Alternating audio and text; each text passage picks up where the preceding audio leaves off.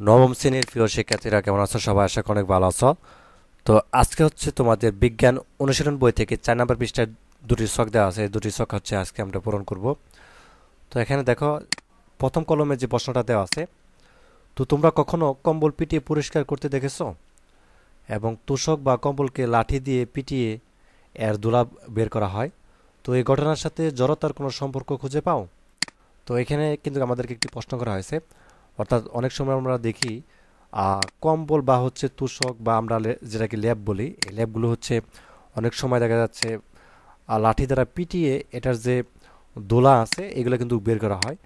তো এই যে ঘটনাটা ঘটে, তো এই ঘটনার সাথে আসলে জড়তার কোনো সম্পর্ক আছে কিনা তা খুঁজে বের করতে বলা হয়েছে। যদি থাকে সেটি হচ্ছে সংক্ষিপ্ত আকারে এখানে লিখতে বলা হয়েছে। ঠিক আছে, খুব ছোট করে। তো আমরা বড় করে লিখবো না, যাতে করে তোমরা না বোঝো এবং বইয়ের মধ্যে না লিখতে পারো। ঠিক আছে, আমি খুব ছোট করে লিখেছি। তো চলো এটা যাচাই স্ক্রিপ্ট সেটা আমরা এখন দেখি।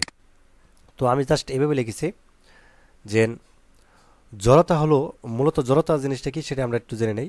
জড়তা হলো কোনো বস্তু যে অবস্থায় আছে সে অবস্থার প্রবণতা। ঠিক আছে, এটা হচ্ছে মূলত জড়তা। তো কম্বলে যখন লাঠি দ্বারা আঘাত করা হয়, তখন কম্বলে থাকা ধুলোবালি স্থিতি জড়তার কারণে স্থির থাকে। ঠিক আছে, কিন্তু আঘাত করার ফলে কি হয়, কম্বল সরে, এখানে সরে হবে, ভাসিনারও হবে। ঠিক আছে, তো সরে যাওয়ায় আর তখন স্থির, এখানে স্থির হবে, এখানে বাসিনার হবে। তো ধুলোবালি কিন্তু মাটিতে পড়ে যায়। ঠিক আছে, কিন্তু আঘাত করার ফলে কম্বল সরে যাওয়ায় আর তখন স্থির ধুলোবালি কি হয়, মাটিতে পড়ে যায়।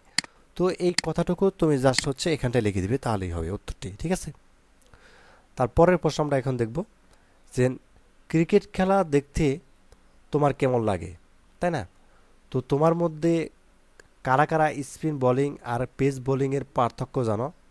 অর্থাৎ তোমরা যখন ক্রিকেট খেলা দেখো, অনেকেই হয়তো বা জানো বিষয়টি, যে এক ধরনের বোলিং হচ্ছে স্পিন বোলিং, যেটা আমরা হচ্ছে খুব গতি কম দিয়ে স্পিন বোলিং করে, যে বলটা আসলে একটু ঘুরে এরকম।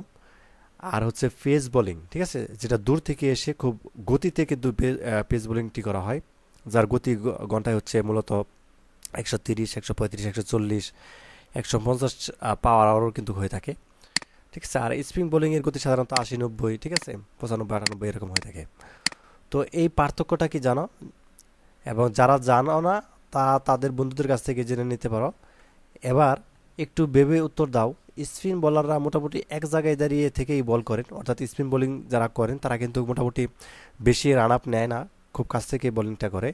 কিন্তু পেস বোলাররা কিন্তু দূর থেকে ছুটে এসে বল করেন কেন? ঠিক আছে, তো পেস বোলাররা দূর থেকে বল করেন কেন? তো চলো এটা যে আনসার স্ক্রিপ্ট সেটা আমরা দেখি, তাহলে বুঝতে পারবো। তো এখানে খেয়াল করো বিষয়টি যে স্পিন বোলাররা স্পিন বোলাররা এবং পেস বোলারদের মধ্যে মূল পার্থক্য, এখানে পার্থক্য হবে, ঠিক আছে, জবাব হবে। পার্থক্য হলো তাদের বল করার পদ্ধতি। অর্থাৎ স্পিন বোলাররা বলকে ঘোরানোর জন্য তাদের কোনো এবং আঙ্গুলের অবস্থান ব্যবহার করেন। ঠিক আছে, আর পেস বোলাররা কী করে, বলকে দ্রুত গতিতে নিক্ষেপ করার জন্য তাদের শরীর, ওজন এবং গতি ব্যবহার করেন। ঠিক আছে, তাই বলা যায় পেস বোলাররা বলের গতি বৃদ্ধির জন্য দূর থেকে বল করেন। তো এটাই মূলত হচ্ছে উত্তর। তো এই কথাটুকু তুমি হচ্ছে ছোট ছোট করে পেন্সিল দিয়ে এখানে লিখে দিবে। ঠিক আছে, এই কথাটুকু জাস্ট এখানটায় লিখে দিবে, তাহলে হবে। তো এই ছিল আজকের ক্লাস। পরবর্তী হচ্ছে আমরা তৃতীয় চতুর্থ সেশন দেখব। তো ধন্যবাদ সবাইকে ভিডিওটি দেখার জন্য। যারা নতুন রয়েছে অবশ্যই আসছে, যাদের স্কুল চ্যানেলটি সাবস্ক্রাইব করে রাখো। আল্লাহ হাফিজ।